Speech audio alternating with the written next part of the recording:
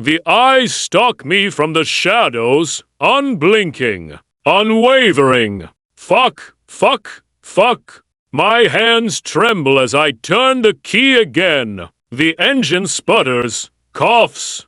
Please, please start. I can't die here. Not like this.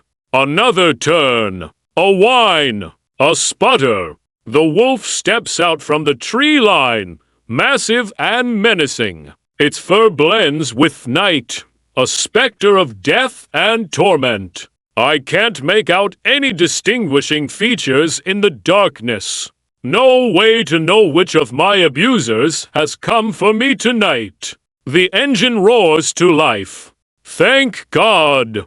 I slam my foot on the accelerator, tires screeching against pavement as I peel off down the road. My heart hammers against my ribs, blood rushing in my ears. In the rearview mirror, I can see the wolf chasing me, keeping pace with my car as I navigate the winding roads. He howls, a promise of pain. It's all a familiar, sick game. I hate it. I never know when it's coming, when Samin's bored enough to begin. It never ends well, though. Not for me. The streets of my neighborhood come into view. Mom and Dad won't save me, even if I'm being slaughtered in the front yard, but if I can make it inside, that's a different story. No one disrespects the Beta's home. I whip into an awful parallel parking job, the car jerking to a stop. My hands shake as I fumble for my keys, dropping them twice before I manage to grab them. I just need to get inside. Throwing open the car door, I stagger out on trembling legs. The keys jangle in me grip as I stumble towards the front door. Almost there. Almost I can smell wet fur. And rage. I spin around, keys clench between white knuckles. My heart stops. The wolf stands mere feet away, lips curled back in a snarl. Saliva drips from dagger-like fangs. His russet fur tells me everything I need to know about his identity. Todd. He loves to torment me and always has. But he just watches as I grab the door from behind my back, turn, and rush inside. Tonight is a reprieve. I'll take it. Locking the door behind me, I take a moment to lament the damage to my car. I have no idea how much it will cost to repair my cracked windshield. It'll eat into Todd's savings I've been painstakingly gathering. Damn it! Ava, come here. Ugh. Straightening my shoulders, I walk toward my parents, worried butterflies floating around in my stomach. Dad, of course, says nothing about the wolf outside. He doesn't give a shit. He knows exactly what they do to me, as long as it isn't in his eyesight. Where he has to deal with it, he won't say a word. Dad is seated in his favorite armchair, his expression stoic as always. Mom stands behind him, her disapproving stare leveled over my shoulder. I can't remember the last time we had eye contact outside of being dressed down. I bow my head as I enter the room, focusing my gaze on his muddy boots. I don't bother greeting him with words. All he wants to see is my submission. Words are a waste of time coming from the lowest-ranking member of our pack. None of them say a word as I cradle my wrist. They're blind to any injuries or illness I suffer. He clears his throat. You will be attending the Lunar Gala this year. I trust you have enough money from your job to be properly dressed for the occasion. Be grateful that our alpha allowed you such a luxury. My hands tingle with shock, and cold breezes straight through my limbs, shoving past all that anxiety to settle straight into my brain.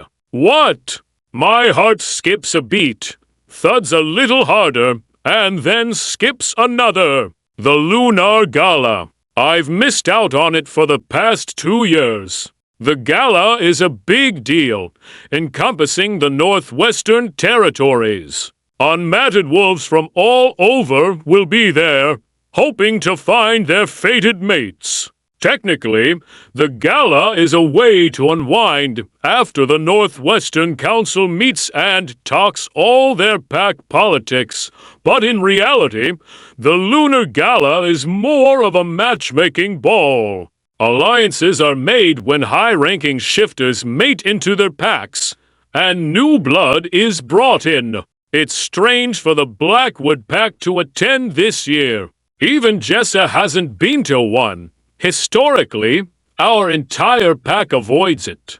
The official story is that there's bad blood between a few alphas and ours, but I doubt the other packs are the problem. Dad's irritation at having to attend is a palpable force in the room, and I risk a quick glance upward. He's looking over my head, not even straight at me, like I'm beneath his notice. His nose wrinkles as though some offensive odor came through. But of course there's nothing. Just me. Phoenix and Jessa will be there, so make sure to present yourself without disgrace. And just like that, he leaves. No more explanations. Just a beta throwing out Heisiders and expecting everything to fall into place. I fight to keep my expression neutral, but inside, I'm buzzing with excitement at the idea of leaving this place even if it's only for a night. The Lunar Gala is a chance to escape, to breathe outside of this stifling pack dynamic. But I know better than to show my true feelings. Mom steps forward then, her voice causing goosebumps to erupt all over my arms. The back of my neck prickles at the force of her disregard. At least try not to act like a complete pariah. Ava, she says at last, as though it's hard for her to figure out what to say at all. I stare down at my shoes, fighting against the urge to step closer to the jasmine and honey fragrance she wore. So much of me just wants to be enveloped in it like I had been in my childhood, back when I had a mother who embraced me and spoke lovingly in my ears. Of course, I respond, my voice smaller than a mouse. Her distance hurts so much more than Dad's. I'll act appropriately. It sounds like their interest in Phoenix and Jessa making a match. Not me, of course. I have no idea why I'm going, but I have the feeling it's nothing more than an instant. Mom sighs, forcing a look of patience over her elegant face. She moves as if to pat my shoulder, but her hand never touches me, just hovers right above, close enough to feel the warmth of her body, but without partaking in it. Jessa will take you shopping. Do something with your hair. Get somethingness. You have enough from that. Coffee shop, don't you? Of course. They would never spend the money on me. Yes, Mom. She grimaces. Don't get something cheap. Remember that you represent her family. And for my sake, try to avoid bruises. Where anyone can see them, you'll make our pack look feral. And that's it. Before she's off in a swish of perfume and rejection. Despite the usual torture of wishing for affection from the family who had loved me once, my heart races with anticipation, excitement, fear. The Lunar Gala, a rare chance for me to experience something beyond this suffocating world. Maybe I'll catch a glimpse of what life could be like outside the pack's iron. Maybe I'll mate with someone and leave here. Maybe everything will change. Is it so bad to think that way?